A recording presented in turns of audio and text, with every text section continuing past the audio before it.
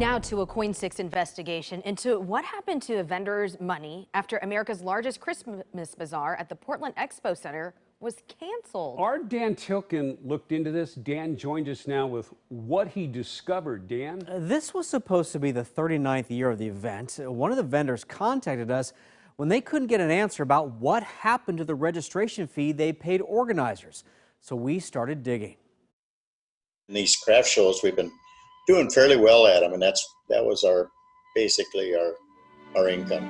Sharon and Don Weber handmade quilts and wood crafts, and they took these pictures last year at America's largest Christmas bazaar at Portland's Expo Center.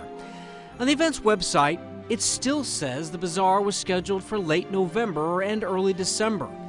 Well, the couple wrote this $810 registration check back in April. As the pandemic continued, they tried to reach the organizers. And their phone number didn't work, their fax number didn't work, and so then we got even more nervous and went online. On the Expo Center's website, they found this statement about the Christmas Bazaar's parent company saying, "We have received notification that Christine Palmer and Associates is no longer in business.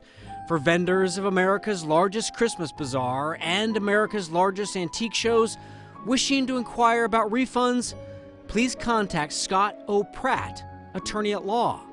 So the Webers called. And I told him our problem, and he said, they have no money, no assets, you'll get nothing. Hi, Mr. Pratt.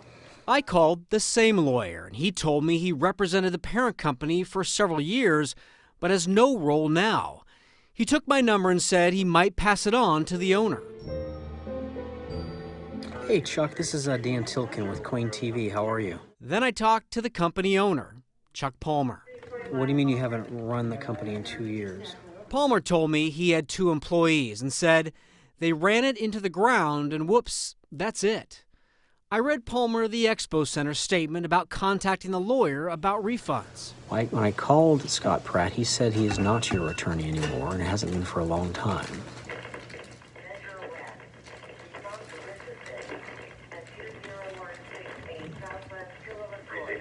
Oh, why am I a liar?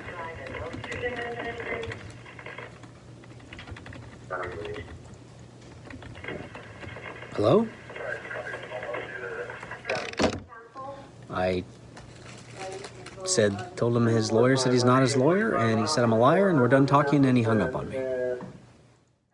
How many vendors are out money is unknown. In the Expo Center statement, a spokesperson told us, before Expo received an official event cancellation notice, an influx of exhibitor inquiries, estimated between 50 and 75, were received by the sales and events team. According to the Oregon Secretary of State, the parent company of the Christmas Bazaar dissolved its LLC back in February, 2 months before the Webers paid their registration. Really? And they still took our money. Yep. Unbelievable. Now that makes me angry. So you might be wondering, maybe the Expo Center could give vendors refunds? Well, a spokesperson says they're only the rental facility for events, and they don't contract with the vendors, meaning they don't have the refunds to give people. So the money appears to be gone, or we don't know where it is. Liz? That is so unfortunate. Dan, thanks for looking into that.